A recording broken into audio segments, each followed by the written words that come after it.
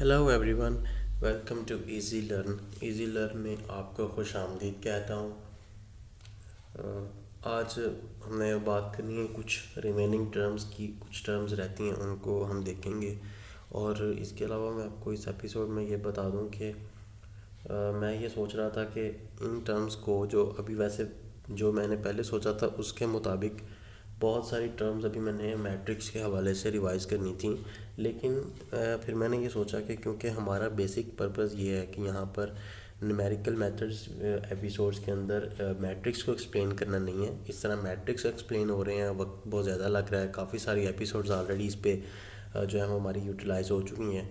तो अगर आप लोग इनको न्यूमेरिकल एनालिसिस को हमारे जो देखने वाले होंगे, जो फॉलो कर रहे होंगे, वो ज़ाहिर है न्यूमेरिकल मेथड्स के नाम से हैं, तो ये न्यूमेरिकल मेथड्स का वो सोच रहे होंगे कि इसके ऊपर बात की जाए। तो न्यूमेरिकल मेथड्स पे ही मैं ये सोच रहा था कि इसके बजाय इसके कि ज़्यादा से ज़्यादा एपिसोड्स हुई जा रही हैं, तो इसके ऊपर जो है ना वो स्टॉप कर दिया जाए। इन टर्म्स को अब मैं आज थोड़ा सा जो कल मैं जस्ट आज वही टर्म्स एक्सप्लेन करूँगा जो मैंने कल कही थी, उनको भी बस थोड़ा थोड़ा सा बता दूँगा। बाकी ये है कि इन जो कुछ रह जाएगा जैसे जैसे ज़रूरत पड़ती जाएगी हम इसको इंशाल्लाह देखते रहेंगे। और फिर ये है कि आगे हम अपने साइमल्टेनियस लीनियर इक्वेशन के सेक्शन पर चले जाएंगे और उसके कुछ स्टार्ट करते हैं गॉसियन एलिमिनेशन मेथड को पहले को। तो सबसे पहले जल्दी जल्दी से हम थोड़ा सा पिछला रिवाइज़ कर लेते हैं कि क्या है जो है वो हमने स्टार्ट किया था। तो पहले मैंने कल आपको नल वेक्टर के बारे में बताया था। उसके बाद जल्दी से मैं आपको यूनिट वेक्टर के बारे में बता देता हूँ यूनिट वेक्टर क्या होता है। तो यूनिट वेक्टर को देखते हैं। यूनिट वेक्टर क्या चीज़ है? यूनिट वेक्टर को हम लोग जैसे फॉर एग्जांपल यू से रिप्रेजेंट कर रहे हैं, ये वेक्टर का सिंबल हो गया। तो इसके अंदर जो एलिमेंट्स हैं u1 u2 एंड un, ये इसकी डायमेंशन होगी लेट से। ठीक है, ये एक हमने जनरल क्या है कि ये इसके अंदर कुछ एलिमेंट्स हैं। ठीक है, इसको प्रूव करने का क्या तरीका है कि कैसे पता चले? कोई भी एलिमेंट्स हो सकते हैं। ठीक है, बात अब वो कैसे हमने चेक करना है कि यूनिट वेक्टर है या नहीं, उसको चेक करने का ये तरीका है कि इसके जितने भी एलिमेंट्स हैं, जैसे इसके अंदर क्या है, u1 है प्लस u2 है, ठीक है, प्लस u3 है, जितने भी हैं un तक जा रहे हैं। ठीक है, जितने भी हैं उनको आप प्लस un इस तरह सब करते चले जाएँ और सबका आप स्केयर लेके प्लस करेंगे। ठीक है, ऐसे सबका स्केयर ले लेंगे और स्केयर लेने के बाद सबको ऐड कर देंगे। ठीक है, उसके बाद आपने उनका अंडर रूट भी ले लेना है और उनका अब इस टोटल का जो आंसर आना चाहिए, क्योंकि यूनिट है तो 1 आना चाहिए। अगर ये आंसर इस जो है सेटिस्फाइज होता है तो देन डेफिनेटली ये यूनिट वेक्टर होगा। ठीक है, मिसाल के तौर पर अगर मैं 3 डायमेंशनल वेक्टर ले लूँ कोई जिसके अंदर यूनिट कॉलम वेक्टर्स की मैं अगर बात करूँ तो कोई ऐसा वेक्टर जैसे ये देखें, अगर इसको मैं करूँ ऐड, इसके अंदर कौन कौन से एलिमेंट है, 1 2 3। पहला वेक्टर 1 है, उसका मैंने स्केयर लेके ऐड किया। ठीक है, सेकंड 0, इसका स्केयर ले लें और इसका भी 0 का स्केयर ले लें और उसके बाद में अंडर रूट ले लें। 1 का क्या हो जाएगा, 1 प्लस 0 प्लस 0। ठीक है, ये 1 ही रहेगा, अंडर रूट भी लेंगे तो ये 1 ही रहेगा। तो ये क्या यूनिट वेक्टर है। ऐसी बेशुमार एग्जांपल है। आपके माइंड में कोई एग्जांपल्स आ रही हैं, फ़ौरन से एग्जांपल्स आनी चाहिए। इंटरेस्टिंग थिंग्स हैं, आप लोगों को सोचने का वक्त भी नहीं मिलना चाहिए। ये सारी इंटरेस्टिंग थिंग्स हैं। आप इसकी जगह 1 लगा लेंगे, देखें इसको 0 कर लें, 0 1 0, या इस तरह का वेक्टर बना लें, या इसको भी 0 कर लें। इसको ये 3 एग्जांपल्स तो यही होंगी देखते ही देखते। इसको छोड़ें, आपके जहन में और बहुत सारी एग्जांपल्स आनी चाहिए। लेट्स से कि मैं कहता हूँ कि 1/√2 और 1/√2, ये भी एक यूनिट वेक्टर है। कैसे है यूनिट वेक्टर कि अगर इसके मैं तीनों एलिमेंट्स को मैं ऐड अप करूँ स्केयर लेके, 1/√2 का अगर मैं स्केयर ले लूँ और इसका भी 0 का लूँ, फिर 1/√2 का स्केयर ले लूँ। ठीक है, तो जब इन और अंडर रूट ले लूँ तो ये देखें 1 का स्केयर ऊपर वाली टर्म का जब 1 ही रहेगा, नीचे वाली 2 अंडर रूट है, अंडर रूट कट जाएगा। ठीक है, तो ये 2 रह जाएगा, 0 और प्लस इसके अंदर भी ये इस तरह 2 आ जाएगा। तो 1/2 किसके बराबर होता है, 0.5, यानी कि हाफ होता है। और ये भी 0 है और ये 0.5, हाफ और हाफ इज इक्वल टू 1 हो जाएगा। इनके ऊपर अंडर रूट भी इसी तरह ही चलता आ रहा है, तो 1 का अंडर रूट क्या होता है, वो भी 1 के इक्वल होता है। ठीक है, तो ये सारी एग्जांपल्स हैं, इसको भी आप देखेंगे और मेरे साथ शेयर किया करें।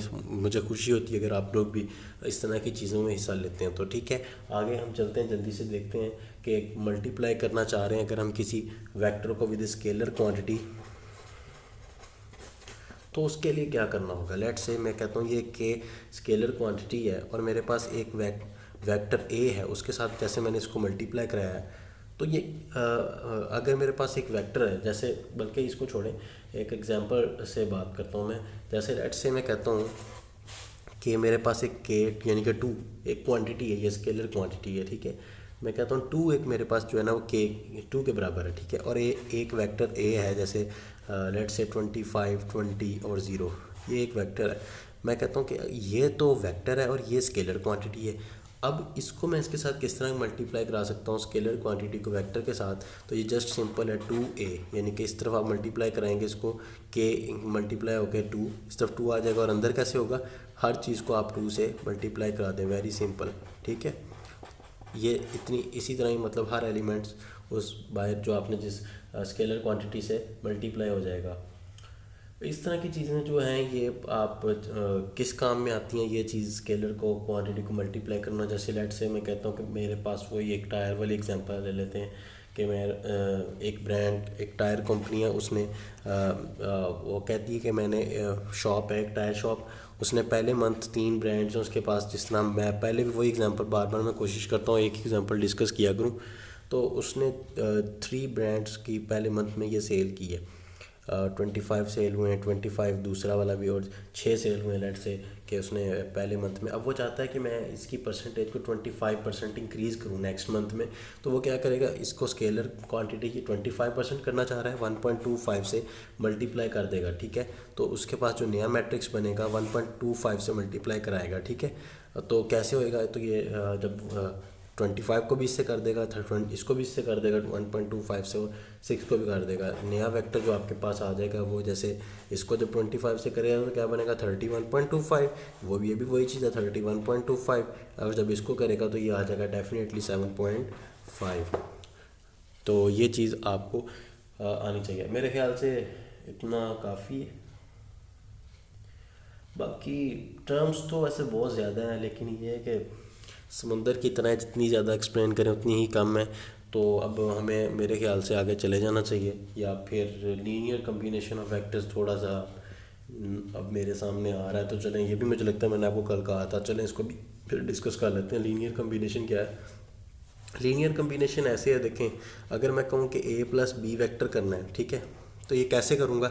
अगर मेरे पास लेट से कोई वेक्टर है, ये 0 0 1 a है और b क्या है 1 1 1, मैं कहता हूँ a vector plus b vector कैसे होगा, पहले वाले को पहले वाले में ऐड कर देंगे 0 + 1, दूसरे वाले को हम दूसरे वाले में ऐड अप कर देंगे 0 + 1, और तीसरे वाले को हम तीसरे वाले में ऐड अप कर देंगे, ठीक है।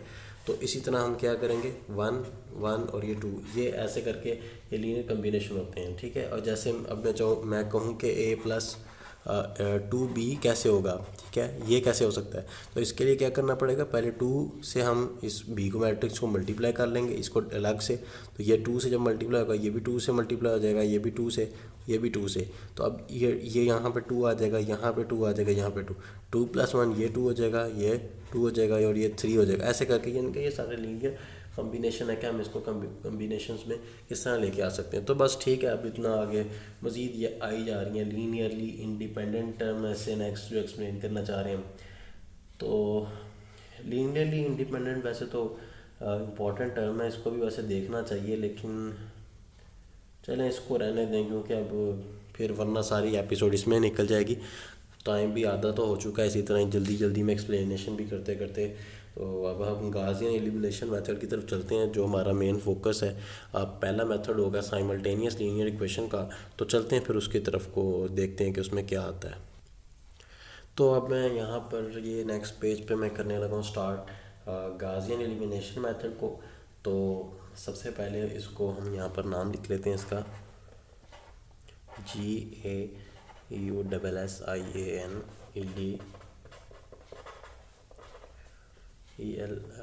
ELIMINATIO, ठीक है।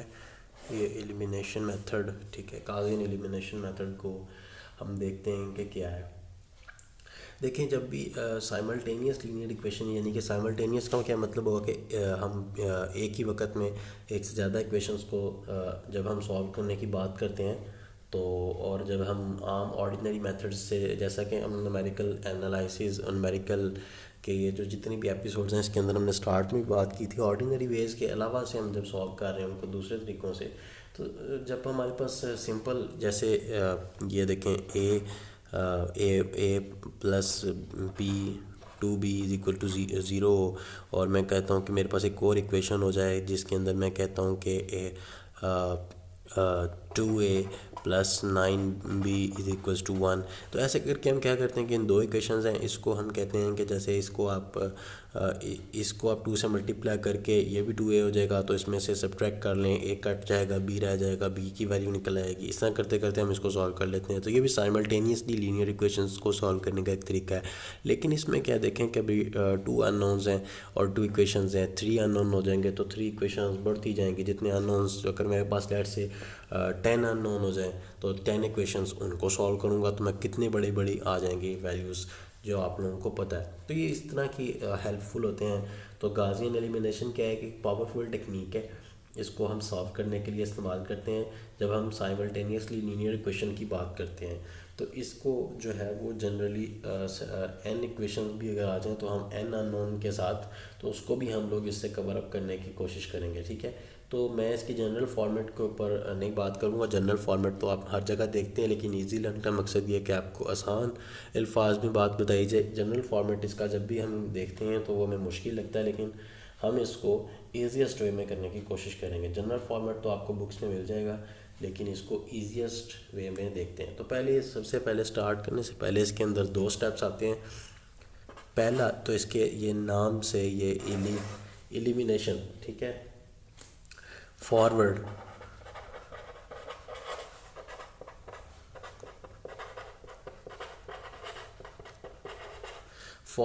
एलिमिनेशन ऑफ अननोन्स का मतलब ये है कि एलिमिनेशन का मतलब होता है किसी चीज़ को आप बाहर निकाल दें, साइड पे कर देना या ख़त्म कर देना उसको। ये बिल्कुल उसका नामो निशान मिटा देना, एलिमिनेट कर देना, ठीक है। तो एलिमिनेशन तो ऐसे इसका मतलब यहाँ से ये है, इसी बिल्कुल इसकी नाम की तरह क्या करेंगे हम कि हर बारी हम जैसे कि फॉरवर्ड एलिमिनेशन मतलब हम आगे बढ़ेंगे और हम एक जो अननोन है उसको हम वहाँ से ख़त्म करके ज़ीरो कर दिया करेंगे। तो ये अब बस आप इतना सा इसका मतलब समझ लें, कैसे ज़ीरो करेंगे, क्या करेंगे, किस तरीके से करेंगे, कितने स्टेप्स में करेंगे, ये सब कुछ जैसे जैसे मैं आगे जाता जाऊंगा आपको मैं एक्सप्लेन करता जाऊंगा। जैसे कि आपको मेरे पता ही है कि मैं किस तरीके से अंदाज़ का, आपको मेरा पता है कि मैं किस अंदाज से एक्सप्लेनेशन करता होता हूँ। तो उसी तरह ही मैं जैसे जैसे आगे जाऊँगा एग्जांपल्स करके दिखाऊँगा तो आपको ईज़िली इसकी अंडरस्टैंडिंग हो जाएगी, ठीक है। इसमें बस ये याद रखें कि फॉरवर्ड जाएंगे हम और एक एक को करके हम ज़ीरो करते जाएंगे, ठीक है। एक एक अननोन को हम एलिमिनेट करते जाएंगे ईच इक्वेशन में से, ठीक है। स्टार्ट करेंगे हम फर्स्ट इक्वेशन से और इस तरीके से हम इक्वेशंस को रिड्यूस कर देंगे और एट द एंड हमारे पास एक ही अननोन और एक इक्वेशन रह जाएगी। उसमें से हम जस्ट जैसे मेरे पास इक्वेशन ऐसी की रह जाएगी 0 0 0, सब कुछ 0 हो गया, 9b इज़ इक्वल टू 1, तो मैं कहूँगा b इज़ इक्वल्स टू 1/9, ठीक है। मैं ऐसे करके निकाल लिया करूँगा। तो एट द एंड यानी कि एक इक्वेशन और एक अननोन रह जाएगा, उसमें मैं अगर कुछ साथ होगा तो उसको दूसरी तरफ जाकर डिवाइड कर दूंगा, ठीक है। तो बहुत आसान हो जाएगा। इस तरह से मैं एलिमिनेट करता जाऊँगा एक एक। तो आगे दूसरे स्टेप में क्या हो जाएगा, तो बैक सब्स्टिट्यूशन भी यहाँ पर मैं लिख देता हूँ।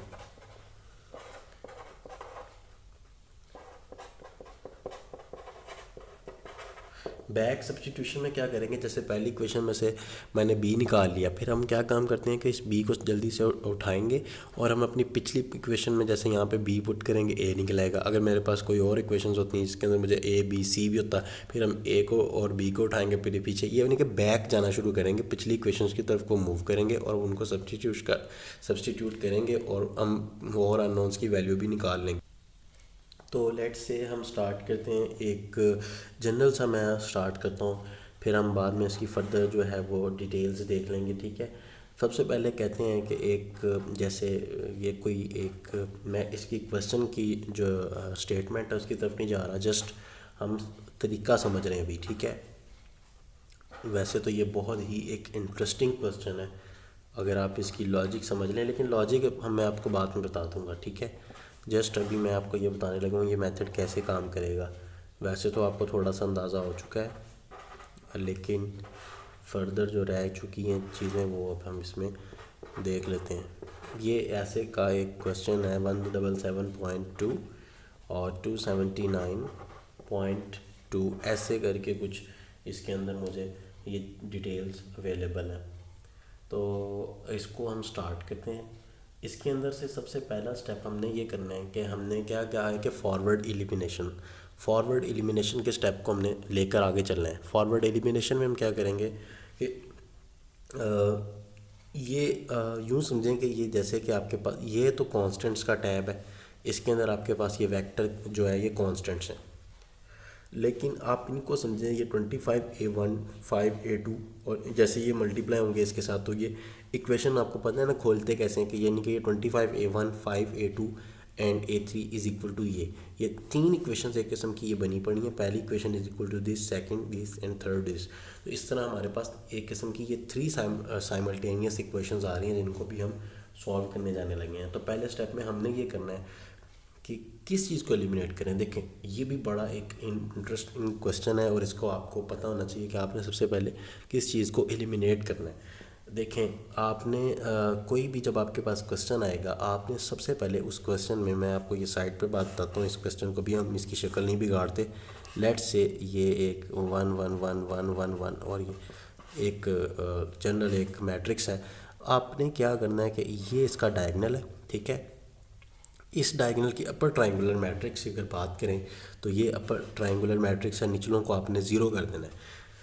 तो अपर ट्रायंगुलर मैट्रिक्स कह लें बनाना है, या सेकंड एक और आसान अल्फाज में या तो आप ये कह लें कि अपर ट्रायंगुलर मैट्रिक्स इसको बनाना है। अपर ट्रायंगुलर मैट्रिक्स ऐसे बनेगा कि आप ये जो डायगोनल है 25 8 और 1 ये तो डायगोनल एलिमेंट्स हैं, ठीक है।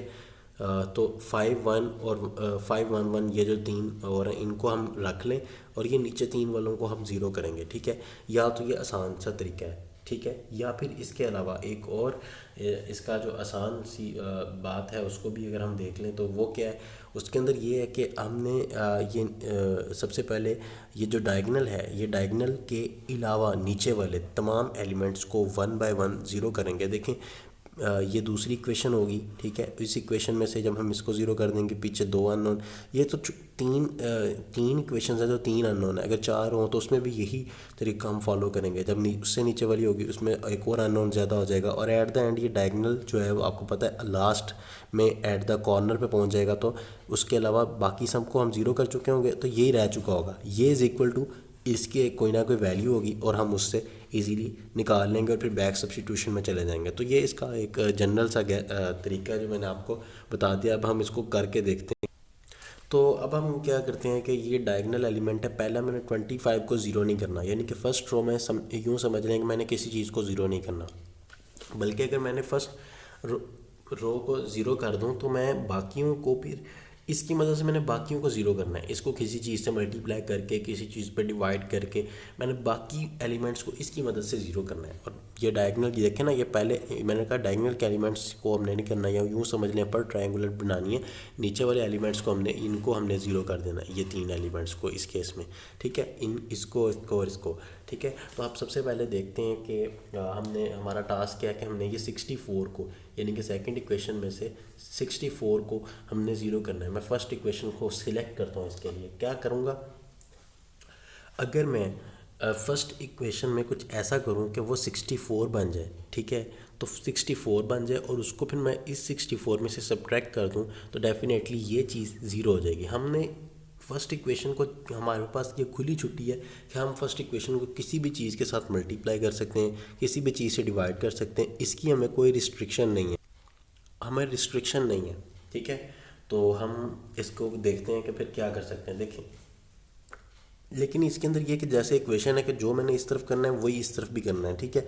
ये तो कांस्टेंट टैब है, इसको आप भूल जाएं, ये समझें ऐसे इक्वेशन है। इसको मैं यहाँ पर बल्कि लिख लेता हूँ कि स्टेप ये पहले दिन ना हम इसको ज़रा डिटेल से करेंगे, क्योंकि पहला जब हमने एक दफ़ा समझ लिया बाकी चीज़ें तो फिर बहुत आसान है। इसको ज़रा ध्यान से एक दफ़ा समझ लें, टाइम भी ख़त्म हो रहा है, बस थोड़ा सा एक दो स्टेप कर लें फिर बाकी हम नेक्स्ट टाइम कर लेंगे, ठीक है।